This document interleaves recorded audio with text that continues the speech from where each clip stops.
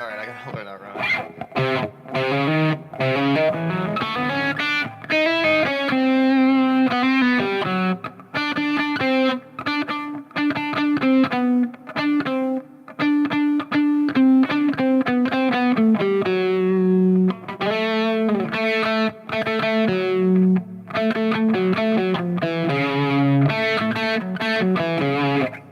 What's up, man? It is a Charvel, not a PRS. It's new gear day. I partnered with Guitar Center, and it's crazy to say out loud. But anyways, this was part of the partnership. It's crazy.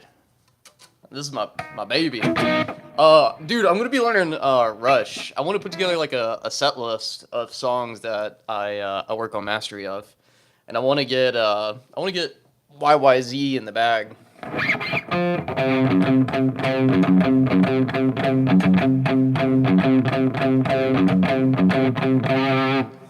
Yeah, it's maple top, flame maple top, and this is made in Japan, so the craftsmanship is unreal.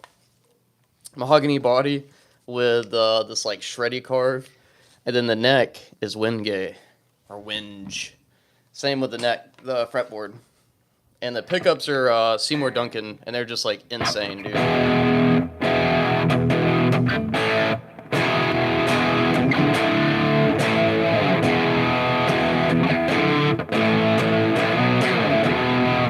All right.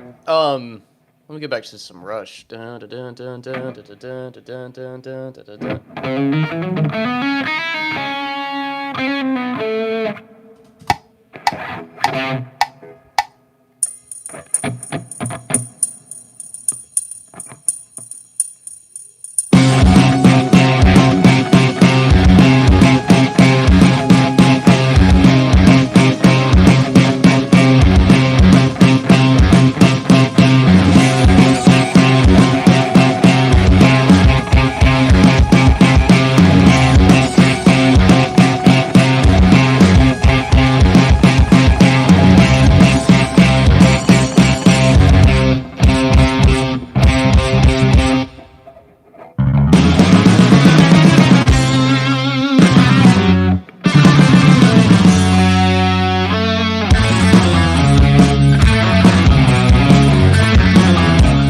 All right, hang on. I gotta slow this down.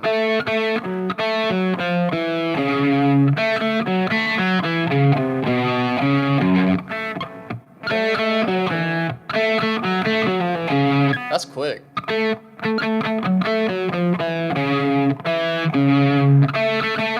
He's got like some swing on it. Let me hear that again. Dun, dun, dun, dun, dun.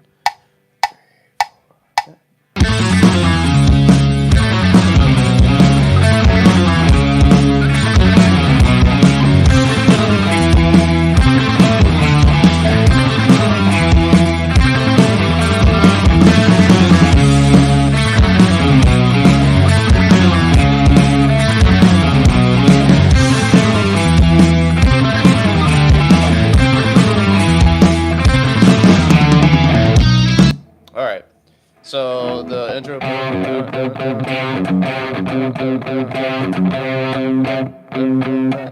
What? What are you talking about, bro? All right.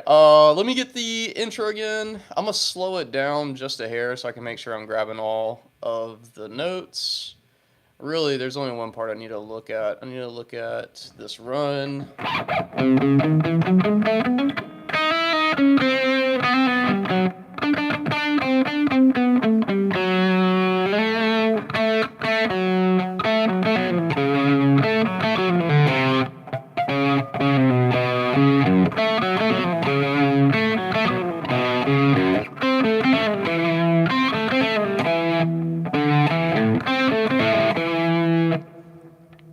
What's up, man? Can you play the solo of a Lifetime by Firehouse? I'm learning YYZ right now by Rush. And then let's look at the first lead part.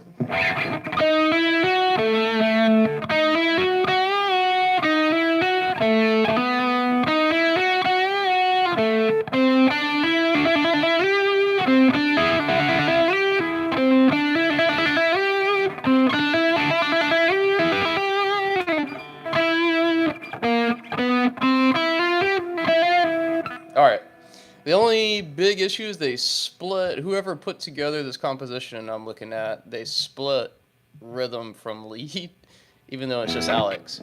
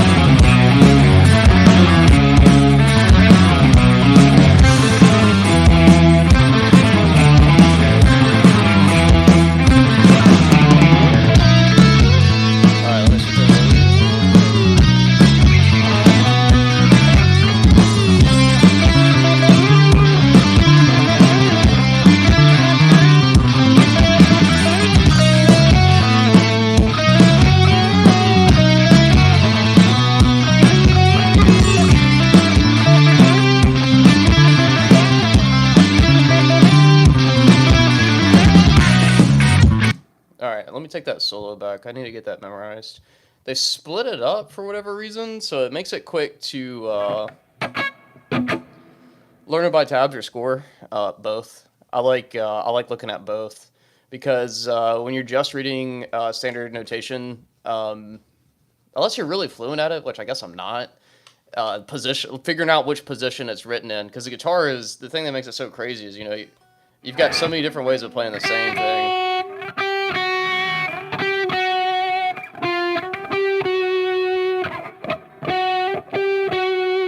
And all that is the same thing. Ultimate Guitar, you can turn it on. If you go into, at the bottom, you go to the three dots, and you can turn on the notation that you want. So I like having notation on. Oh yeah, that's Max. That's my puppy. What's up, man? You doing all right today? I should probably learn by ear. I'm just lazy. This is so much faster for me right now.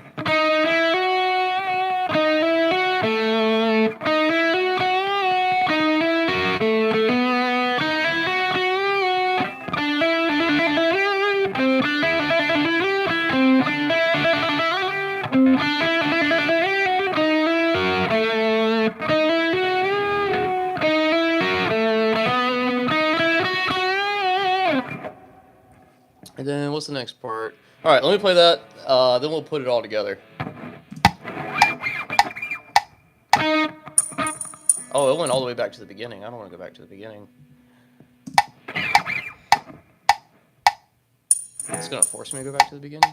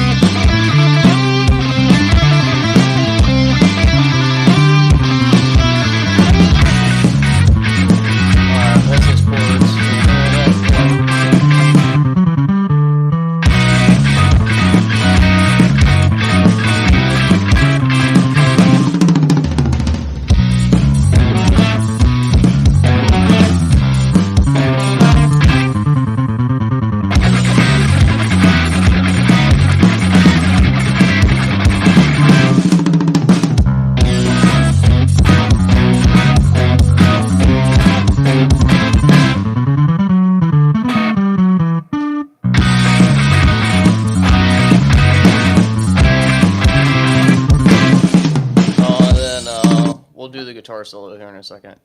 So the thing I need to make sure I've got is where's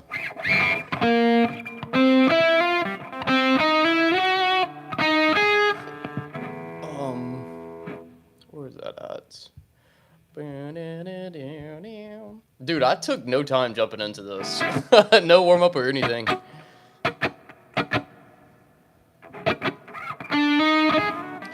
Yeah, I think it depends on the jam. Like if I'm really familiar with a song, I can pick it out. But it just depends. Like stuff like this, that's a lot more intricate with nuanced time changes. I'm classically trained, so like as a flute player slash everything else, it's easier for me just to look at it versus trying to count first, and be like, is he in 5/4 or is that a 7/4? You know. There's benefit in both because when you learn by ear, I tend to remember it better. I'll play it differently, and I have a better understanding of the harmony. And I would say like one thing, when I was playing country, I learned most of the set list by ear. And that's like a genre that I would say is like, if you're in the country scene, you should learn by ear for that reason. But it helps my soloing. Like if I were to pull up a jam track now, I can follow chord changes pretty well without having to think because of like that ability to learn by ear. It's just when you start getting into stuff like Rush and anything that's like progressive, you can absolutely do it, but I don't know, you're a beast. You can.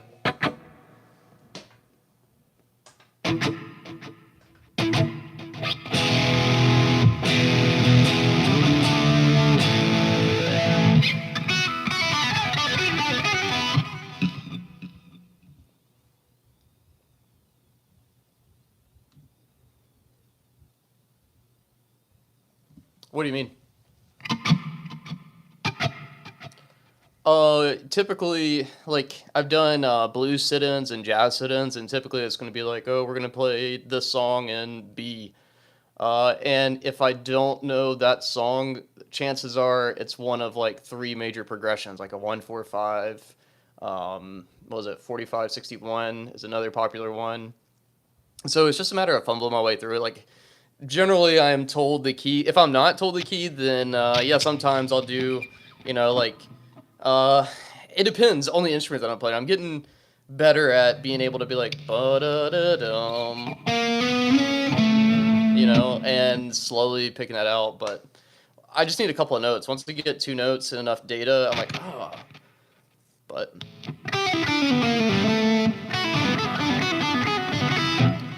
all right, we're gonna do one of my favorite Rush songs.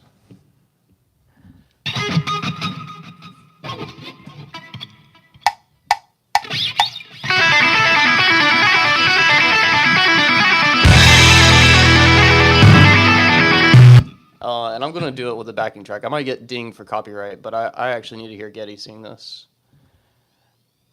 Oh,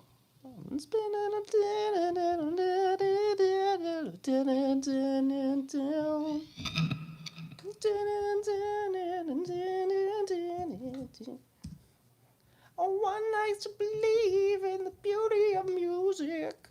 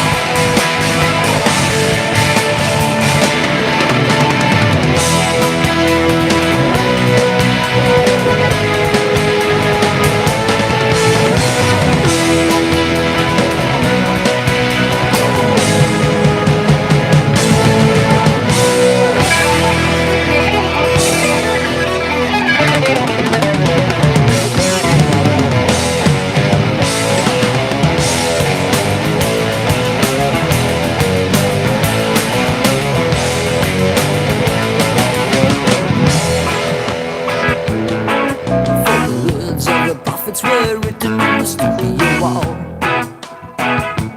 Concert hall.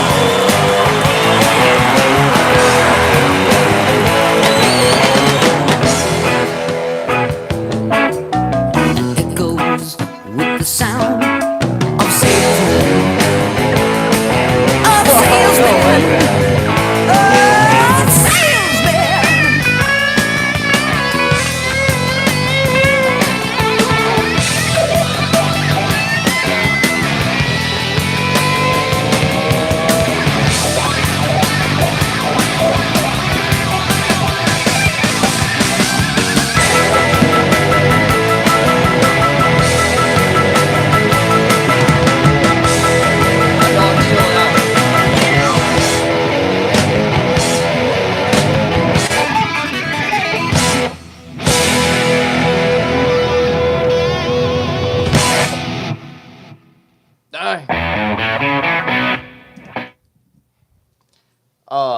Who is that boy?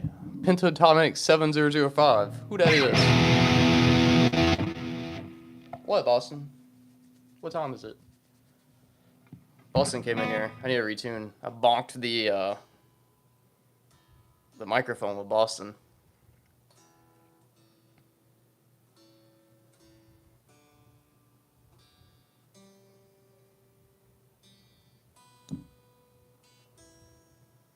It's the harmonics, dude. Like, listen to this.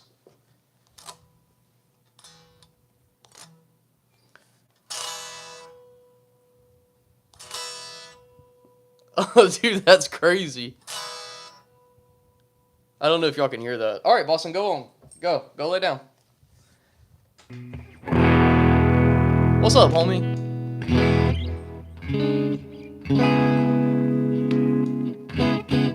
Let's get,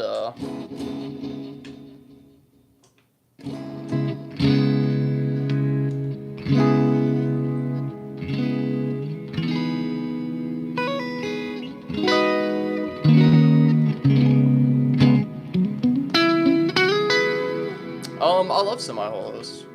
I usually play a, what is this?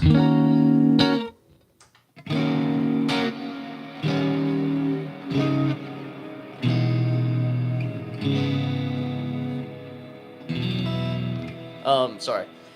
I usually like, I like semi-hollows. I have 335. I have two thin line tellies. One's a Strandberg, one is a custom shop. And then what else I have that semi-hollow? Yeah, I guess that's it. That's a pretty good lineup. Semi-hollows give you like some extra airness. I don't know how to really describe that, but semi-hollows just sound really killer, man.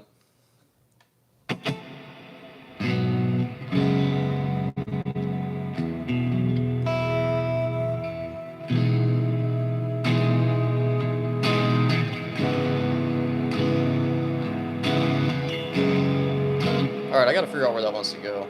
And then I'm gonna loop this and I'm gonna write on top of it.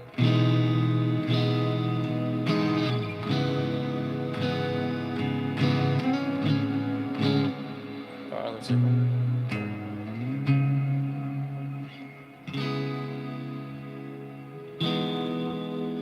Okay, so we could do that. So let's do...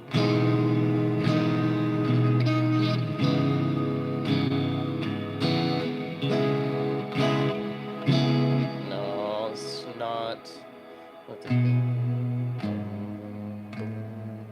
What if I did that? Would that work?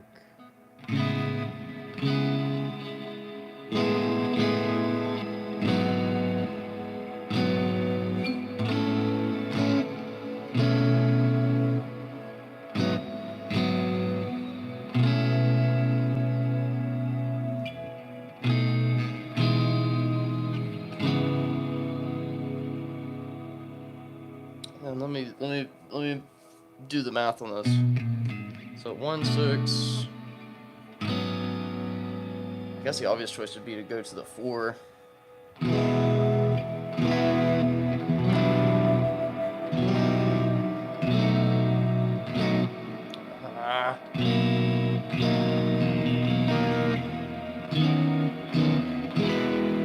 Oh, that would sound cool. So here we go.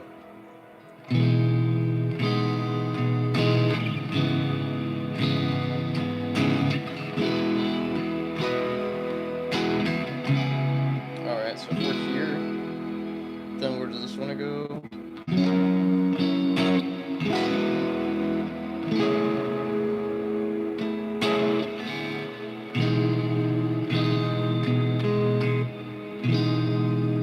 Where the hangman is? Uh-oh. Do they sound more acoustic when clean? They can. A lot of that's going to do with, there's a lot more that goes into that than just semi-hollow. But the nice thing is that, like, if I'm sitting on my couch for my 335, you're going to hear it, you know? I don't have to be amped.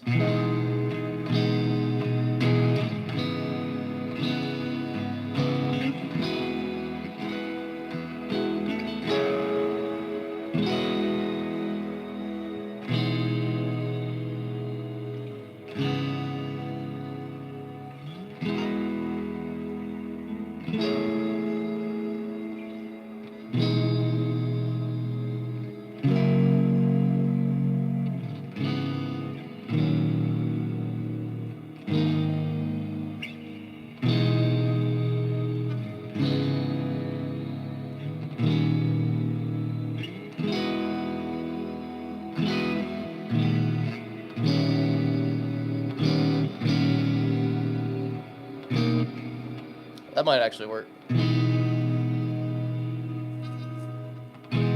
Yeah, and look into Harmony or Heritage. You can get a Heritage used. I think they call it what, a 535. That's what I have, and they're handcrafted on the tools that invented the Les Paul, the SG, and the 335. And they're made in Kalamazoo, Michigan, the old Gibson factory. And you can get them for around $2,000, and it's a better 335 than a Gibson 335. But a headstock, like if you can get past the headstock, and the headstock is, it makes more sense. It's kind of like PRS, or I guess maybe well, I don't know when PRS was founded. But you know, a Gibson headstock, the way that it's flared out, that if like one string, like if you do any type of tension, it's going to change or it's going to twerk the headstock slightly. That's why like Gibsons have a notorious G string issue. Well, if you look at a Heritage, it's slightly different than. I'll just show you. I'll show you what I'm talking about. Some people, they try to avoid Heritage for this reason, but you get better tuning stability out of it. Give me a sec.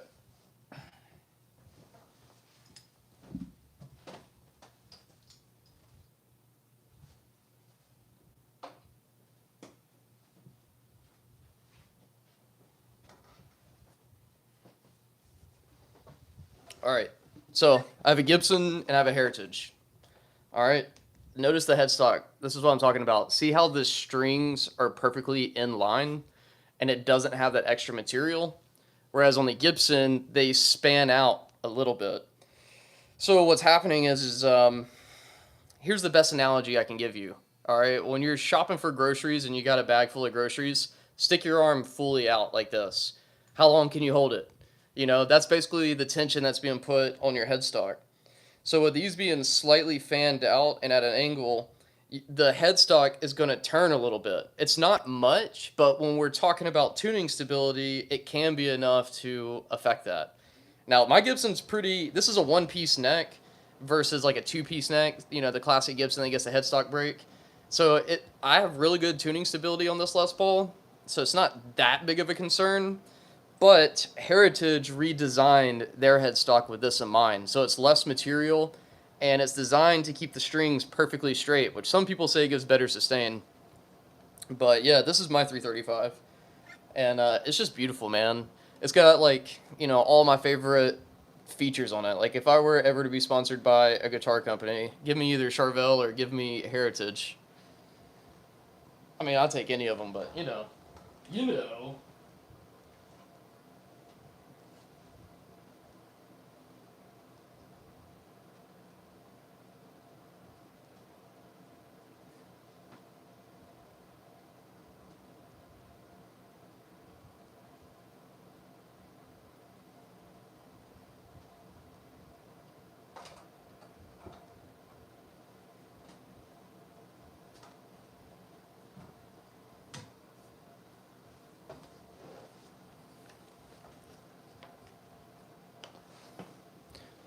Oh, nice. This is my first Charvel, and I'm in love. This is the Made in Japan series. Um, what are the benefits of semi-hollow? Well, I don't want to say there's any like benefits, so to speak, because guitar is guitar, but it depends on what your goals are. One, I one of my friends kind of put this in my ear, and this is controversial, but I'm just going to tell you what it is. So, if you were oh, congrats, homie. Well, this is a guitar nerd channel, so make sure you subscribe, Blake, if you want to get real nerdy. But I would just say, if you're trying to play professionally, so like you want to get hired a lot, you need to be conscious of the image that is coming with you because it's a whole package. All right, I know that sounds dumb, but it is. It's a game. So with that being stated, like if you were going to do a jazz thing, you may not want to show up with a super shredder. If you were doing a country thing, you might want to telly, and you can do anything. I don't want to sit here and say that you got to do this, but this is just what one of my local guys who does this full time like advised to me. But if that sounds ignorant to you, then I mean you gotta do whatever you want. You know what I mean? But I'm just saying. So like when someone says that they're a benefit to a certain guitar, um, I think that it's worthwhile of having all the classics. But I don't know, man. I'm just some dude on YouTube. Yeah, I feel that, dude. This Charvel does everything. I just got this yesterday, and I was telling my friend that this Charvel is like four guitars in one. Like, I can get some of the warmth of a 335. I can definitely get the Les Paul sound. I can get the Strat sound. I can get the Tele sound. And, like, this neck is just amazing. This neck is, like, the best neck I've ever played. And it has all the specs of what I like in a bougie guitar. And it just feels like I am playing a boutique Japanese guitar without that Japanese price tag, or without the boutique price tag. It's crazy, dude. Absolutely crazy. Yeah, and I'll show you. Let me get a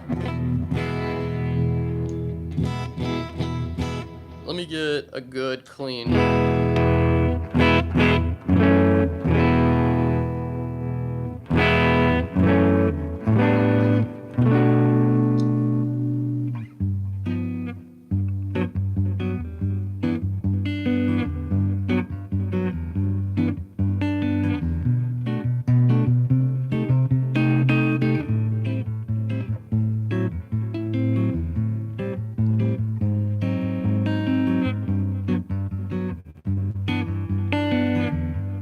That's the neck.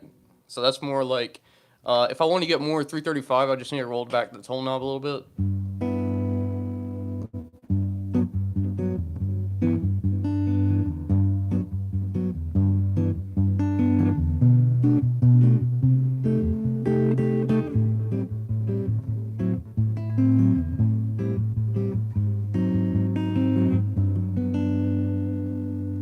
And then if I want to get more stratty,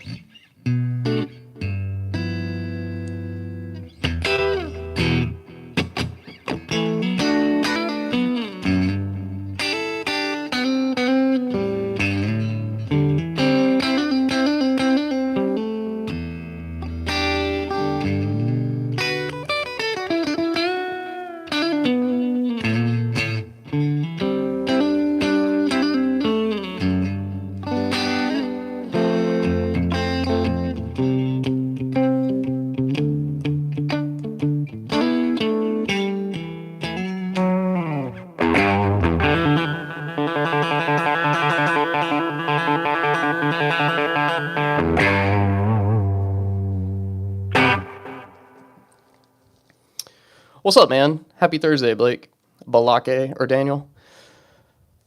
And you can get hello the same clarity. I just use copper strings. That's crazy. These are NYXS's. Yeah, you heard that like dropping down on that bridge, and then the middle position is kind of like a telly sound.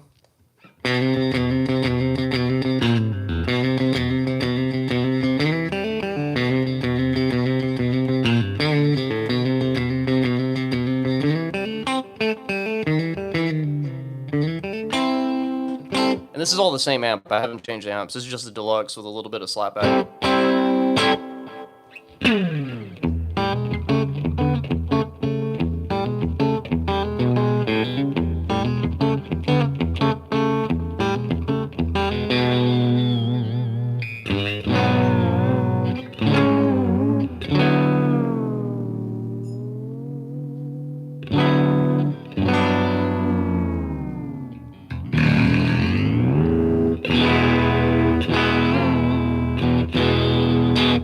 Alright, let me see if we're actually still in tune. These are new strings, so whenever the strings get broken in, I'm sure this will be a lot more stable.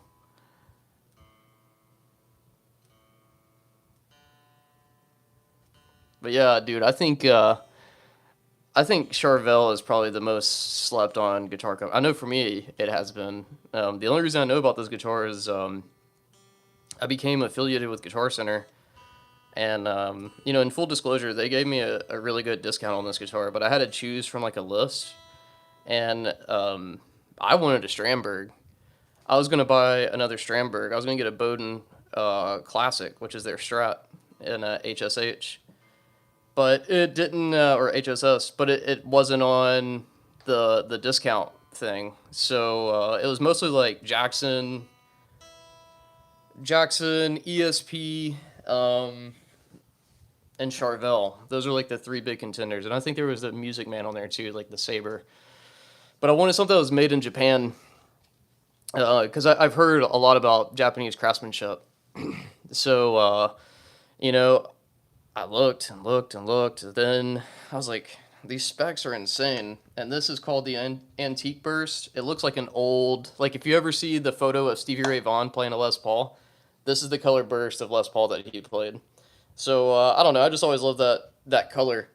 And there's only one guy who's put a video out on this guitar, and everything he said, I was just like, okay, that makes sense to me. Sold. So, and if it wouldn't have been for that, I probably wouldn't have grabbed a Charvel.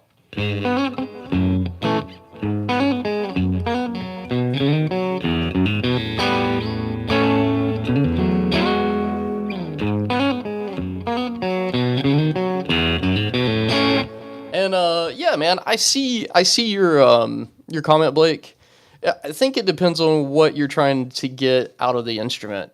Like, if all you want to do is just be able to play your favorite Metallica songs, then do that. But what I would recommend you do, first things first, is that you've got to learn to love the guitar. So I would say, like, if you haven't figured that out, just do that first. So follow wherever that takes you. But good, that's how I am. I play everything. And lately I'm more into writing, so I'm writing like neo soul, math rock stuff. So like Aaron Marshall's is in my ear heavily right now. So is Chon, and this band called Forever Eternity, or Eternity Forever, and Plenty. But what I would recommend is being really structured with your practice. There's no such thing as quote unquote the right way to do guitar. I am self-taught on guitar, but I did go to school for music. I learned, I went to Full Sail for music production, but none of that relates to guitar, right? I had to teach myself the instrument. Now that I'm in my 30s and I have a kid and I'm in grad school, my time is a lot more constrained. So I've been a lot more mindful of my practice. That's why I haven't been live streaming as much, but I still try to keep these up because it's fun to just hang out with you guys. And it's good. I feel like I get to know y'all. But one of the things I've been doing lately is just being way more intentional in my practice. So, like, first, develop a really good warm-up routine. I would spend, so like, say you got an hour to practice, I would spend 5 minutes warming up. Then I would probably do, like, 10 to 15 minutes of technique, and then probably, like, 10 minutes of theory, and then 30 minutes of songwriting. Or maybe not songwriting, but of learning a song, if that's what you're doing. So, like, for warm-ups, especially with you being a newer guy, Blake, I would do something like this.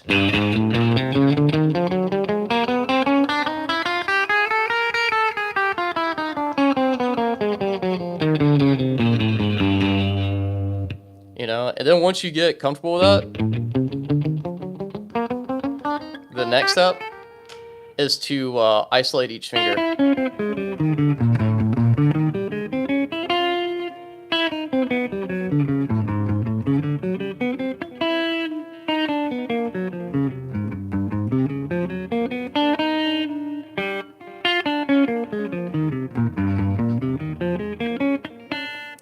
doing stuff like,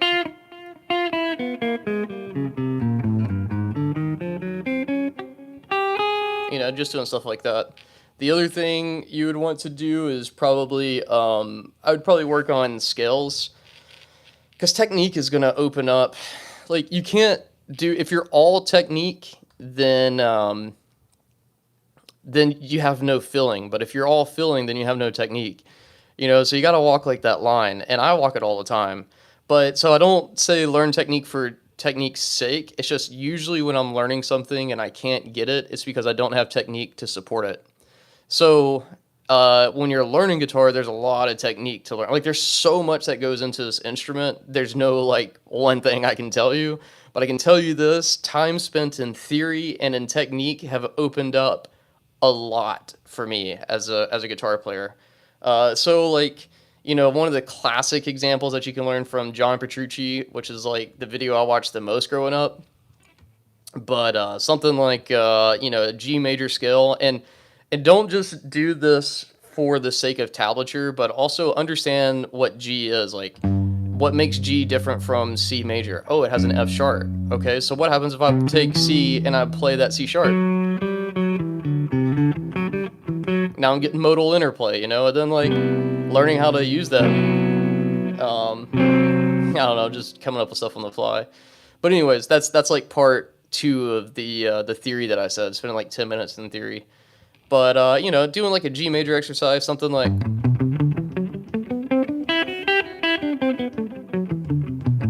and then getting a, like, you should, especially as a beginner, if you are not playing with a metronome, you're not playing. All right, so we'll start off slow, just so I can give you an example. So I would start off first doing something like this. 1, 2, 3, 4, 1, 2, 3, 4. And if that's easy, then do eighth notes. 1 and 2 and 3 and 4 and 1 and 2 and 3 and 4 and. Then once you get that, 16th notes.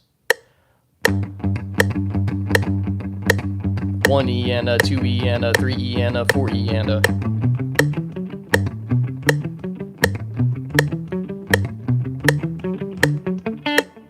Good. Then you know how to practice. And play to you got to play to the metronome, because I've done experiments on live, especially on TikTok before I came back, or I came to YouTube. I would play the wrong notes with the right rhythm, and most of the time people would not notice. Rhythm is more important than melody and harmony. Melody is the most important. Melody is both, like, anyways, but rhythm is so important. Thanks, man. I appreciate you. So if you can learn how to play to the beat and then like play around the beat. So like the example was G major, right? This isn't really musical. If I just go, if you're like Damien solo, and I go, okay.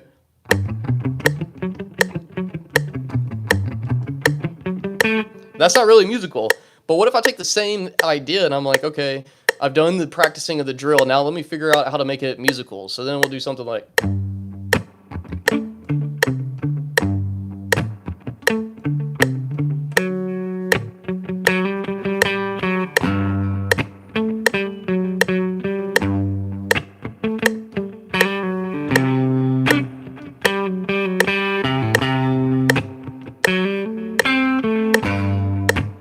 Just coming up with something on the fly.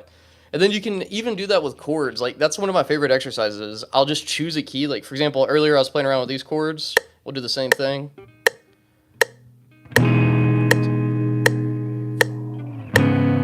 All right, so starting off here.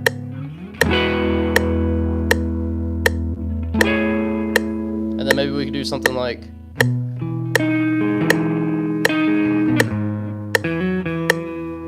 Let's see. Let me actually pause this so I can figure out what notes I want to do.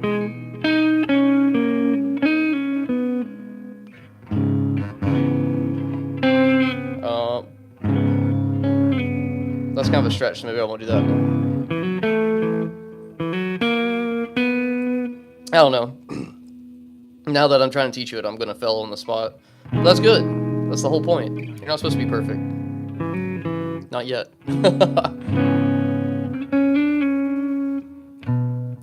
am I playing in? G sharp minor. So, all right.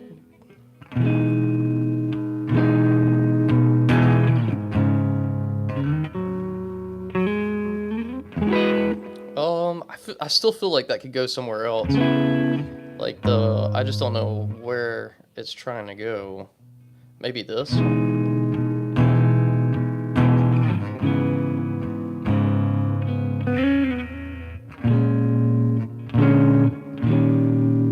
But nonetheless, that's the whole idea. So like, take tempo and try to play around in the tempo. So now let's see.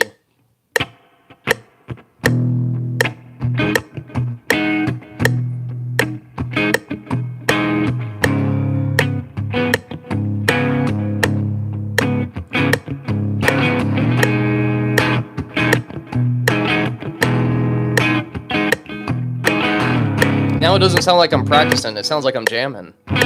But I just showed you the exercise.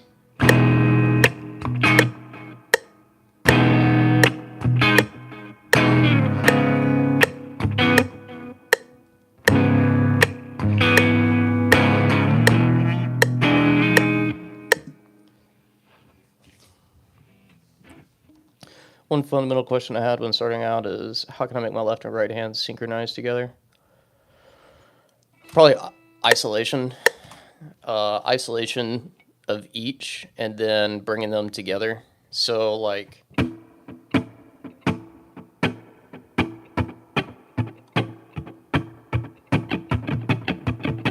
I don't know. That's a good question.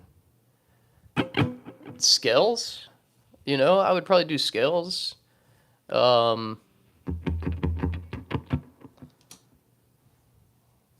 I think scales would be a good idea, you know, and just playing every day.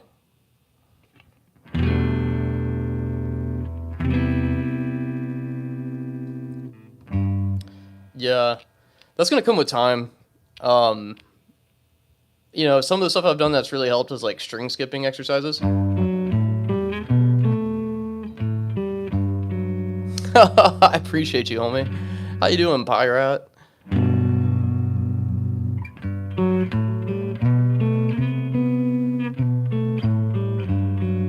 All I'm doing there is just... Yeah, well, my goal is to get where I don't think. I try to get to a place where... this guitar was bringing this out to me last night. Last night when I was... And I probably got to go soon. I've got to head to class at 5:30, and I have a big exam tonight. I studied for like the last hour, and I'm stressed. This is my stress relief. But one thing that this guitar was doing to me last night, and I've never had, I have one other instrument that does this to me. It's my Tele. My Tele is just vintage style, so the neck, like, it's hard to shred on, if that makes sense, like in the style that I'm pushing in. But one thing that was happening last night is I was leaning into a musical direction, and I felt like this guitar supported that, where the guitar got out of the way, and I was just able to focus on the concept and push that in.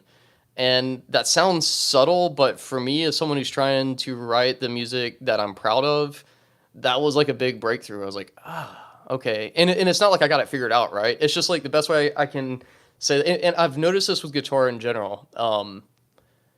There's going to come a point in time, like Blake, as a beginner, there is an inevitable point where you're going to feel like your playing is plateauing. You know what I mean? It's plateauing.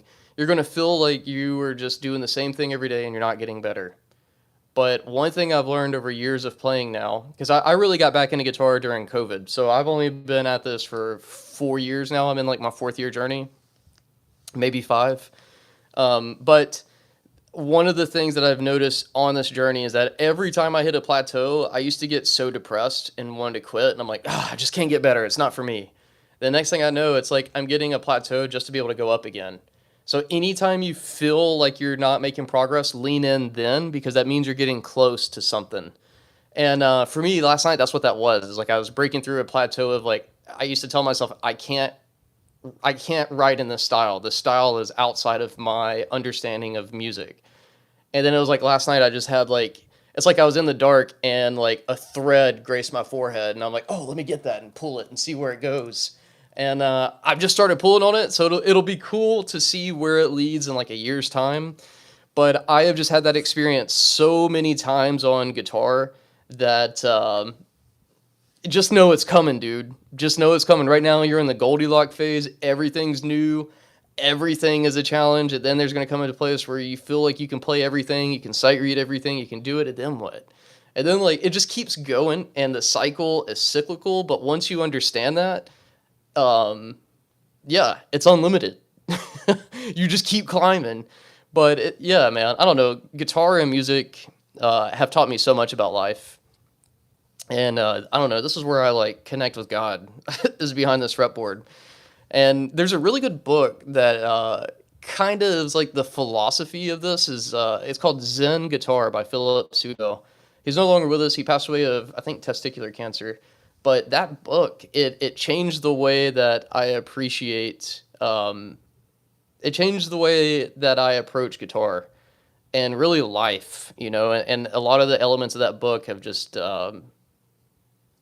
yeah, changed my life, man. So Zen Guitar by Philip Pseudo. It's just great. If you want to understand at least my mindset that I tried to adopt, that's a great book.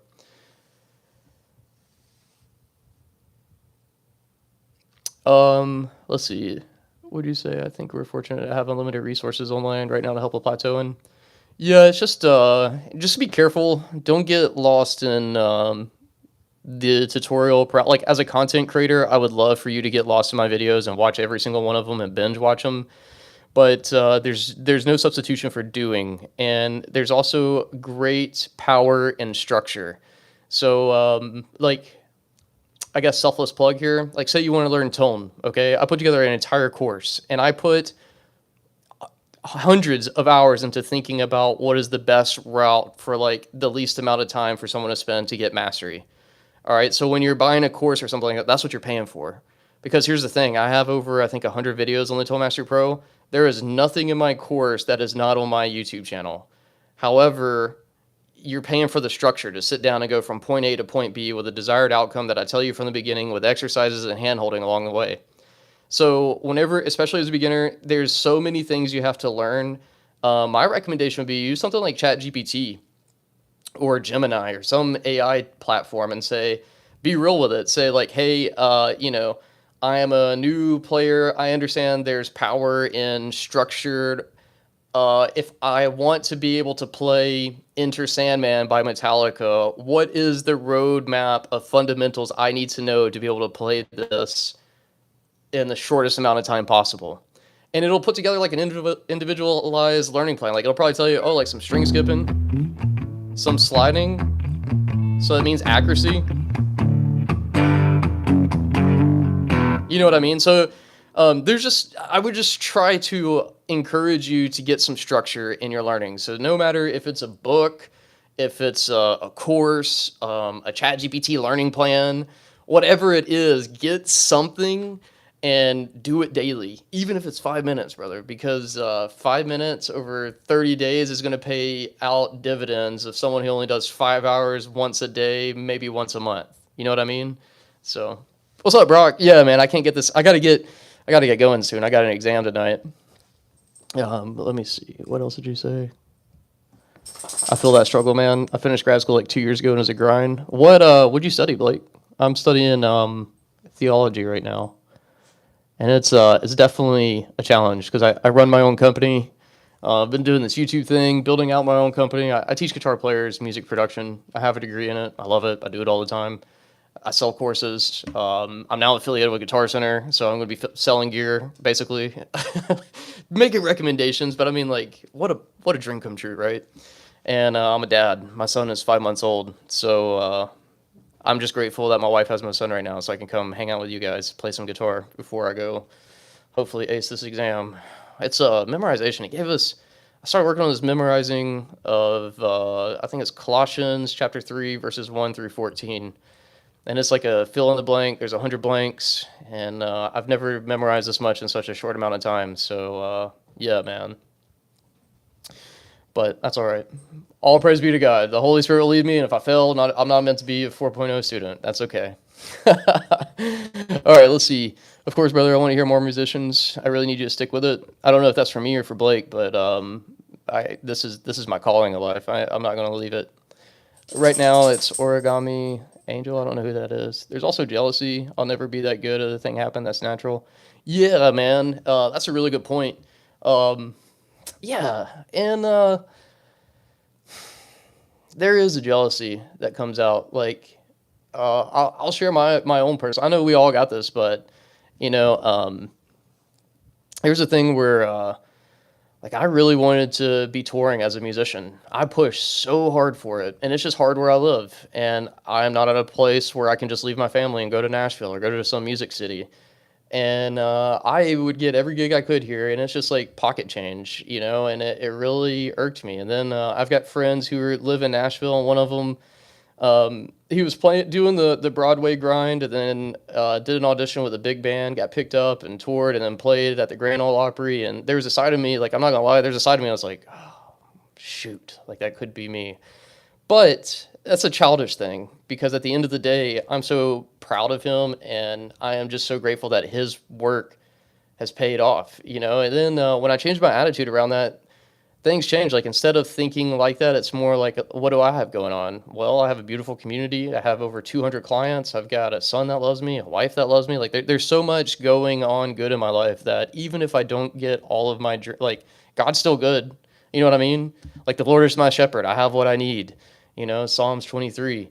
So I would just say in those moments for me, I mean, I'm a Christian in full disclosure. I lean into scripture, and I tell myself Psalms 23 all the time. And that helps because in this new age, man, you get on Instagram, you flip through, like you're gonna see years of my playing. You're gonna see years of my playing in a 15-second clip. And if you think like, oh, I can never do that, well then you're right. But if you think, wow, how did he do that? And you know, I just think that's what's so cool about these live streams is like if it wasn't for a live streamer on Reddit, I don't know if I'd be doing this right now. I saw this dude on Reddit. This is back when RPAN was a thing, and this dude was playing everything. People would make requests, and he could just play it from Gojira to John Mayer to you name it, he could do it. And you know, I asked him, I was like, dude, how do I get where you're at? And he told me the best piece of advice he gave me is like, oh, well, just do a live stream and take requests and fumble through it. And eventually, if you stick with it, and you don't quit, you'll figure it out. And he was right. You know, that was right during the shutdown of COVID. And if it wasn't for him, I need to find who he is. He was like I think he was German. I need to find him and just thank him and let him know. But yeah, man, good stuff. All right, what else? Oh, Boston. Boston's trying to get my attention before I leave. Yeah, I see you, Brock. You got a dual MBA in business analytics and operations management, which thankfully got me my dream job leading global. Nice, man. That's awesome. Oh, and you work from home. That means you playing guitar all the time. I know that life. I've also been a personal development coach for. Oh, sick! You're a veteran as well. What branch? I did 5 years in the Marine Corps, 2 tours overseas. Yeah. Yeah, I agree. It'll teach you a lot about life, man.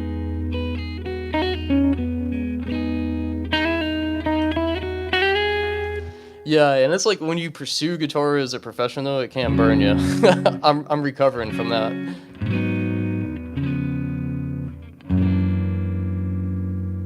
Yeah, it's like therapy, dog. Hell yeah, dude. Where'd you EAS from? I gotta get going, but I want to see where you're at. I was at 8th Marines. Camp Lejeune. I feel that. I used to read a lot of Ryan Holiday. I mean, the Marine Corps is stoic. You know, all of our stuff is stoicism. So, but yeah, I love philosophy. Practice every day, homie. Ah, no way. What year? I got out in 2017. I was 2012 to 2017.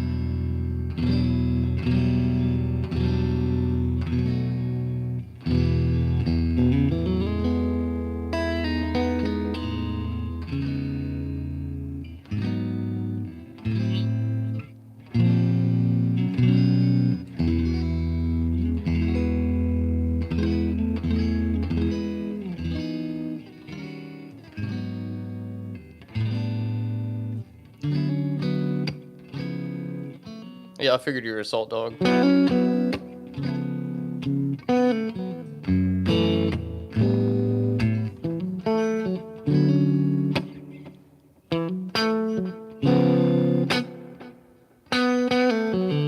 What's up, Edward?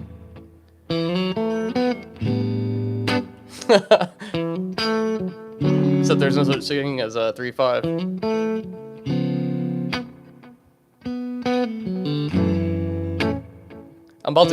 I gotta get to, I've got class. So I hate y'all are all catching me at the end. What's up, homie?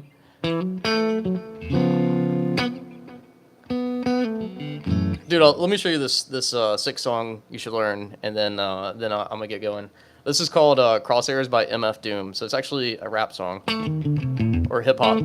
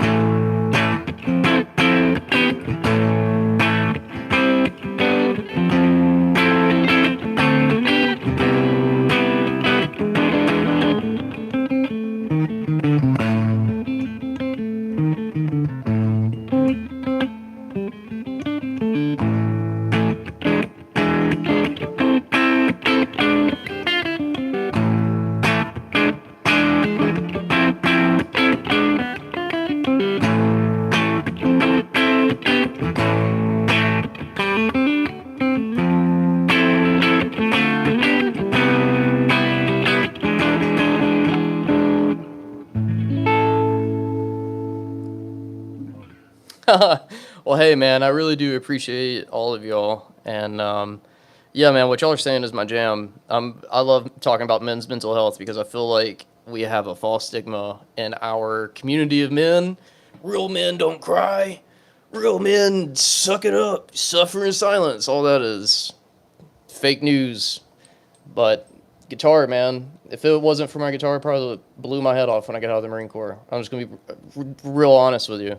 My Les Paul that's my baby. That's a guitar that I met God behind. And, you know, I'm just grateful, man. I'm so grateful I found something like that in life. And I pray that guitar does the same for y'all and brings y'all peace. But hey, I gotta get going. Y'all keep me in your thoughts. Hopefully I keep doing well.